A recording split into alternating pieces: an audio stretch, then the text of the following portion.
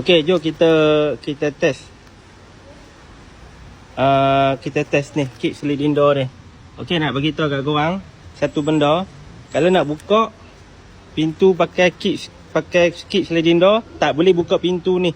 Pintu ni tak boleh buka, pintu ni kena tutup. Enjin start ke enjin hidup, tak ada masalah. Cuma jangan buka pintu depan. Sesekali saya buat. Nampak? Sekali lah. Okey, pun sama juga. Okey ya. Jangan buka pintu depan. Okey, tengok masuk.